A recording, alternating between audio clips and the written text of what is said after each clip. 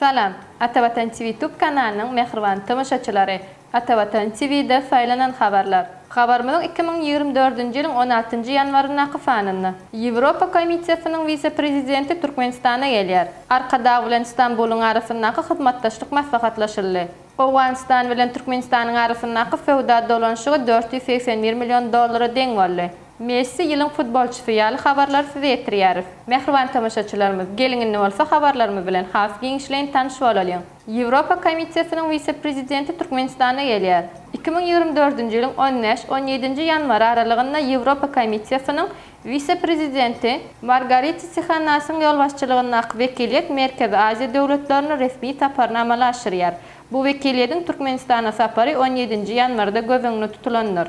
Bu sapar Avrupa Merkezi Asya mayadanların forumunun ön sırasında amalaştırılıyor ve Avrupa Birleşigi bilen Merkezi Asya Sowetinin hizmetdaşlığının ösýänliginiň alamatı bolup durýar. Avrupa Komitesi'nin vice-prezidenti Margarita Sikhanas'ın saparının çäklerini Türkmenistan'ın prezidenti tarapынан kabul edilmegine garaşylýar. Şeýlehem Margarita Sikhanas Türkmenistan'ın Ministrler Kabinetinin başlygynyň ornwasary, Daşary işler ministri Raşid Meredov bilen duşar. Men Merkezi Asya'nın 5 yurduna saparma başlayarım. Bu sapar şu yılın 29-30 yanvarında Brüssel'e geçirilecek Avrupa Merkezi Asya Mayadarlar Forumunun ön sırasında geçirilýär ve Avrupa Birleşigi bilen Sowet'in arasındaki hizmetdaşlygyň ösýänligini görkezýär diýip Avrupa Komissiyasının vice-prezidenti özüniň jemgyýetçilik toruna habar berýär. Arkada bilen İstanbul'un arasındaki hizmetdaşlyk maslahatlaşyldy. İstanbul'un velayet häkimliginiň binasynda Türkmenistan'ın Türkiye Respublikasynyň baş konsuli Muhammed Nur Övezov bilen İstanbul'un gubernatory Davut Gülüň arasynda duşuk geçirildi. Duşuň dowamında taraplar sowda, ykdysady, bilim, medeniýet, fanperwer ugrlardaky meseleleri aralyp maslahatlaşdylar.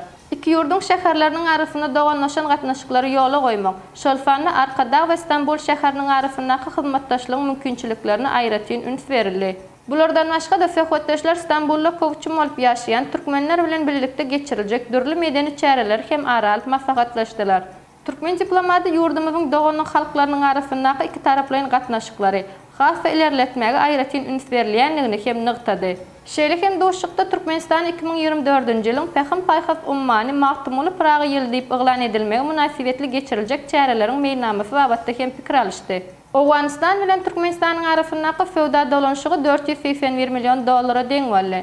Afganistanyň Fewda we Fenaat Ministrliginiň habaryna görä 2023 ýyly Afganistan bilen Türkmenistanyň arasyndaky fewda dolanşygy 481 milyon dolara denk boldy. Bu barada Tolon News internet neşri habar berýär. Afganistanyň Fewda we Fenaat ministri bilen Türkmenistanyň ilçisi duşdy.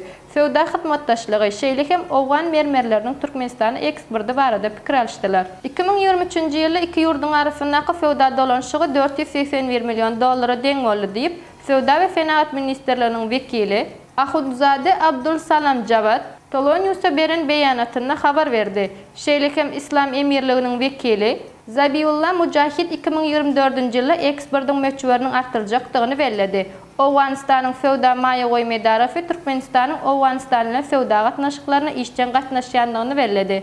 Fewda we Fenaat ministrliginiň maglumatyna görä elektrik energiýasy, newit we tebii gaz Türkmenistanyň Afganistana amalaşylan eksportynyň esasyna düwýär. Şol wagtda Afganistan Türkmenistana esasan hem mermer, guradylan ýemişler, yer alma we alkogolsuz içkileri berýär. Messi yılın futbolçusu. Halkara Futbol Federasyası tarafından 2023 yılın en gowy futbolçulary saýlanyldy.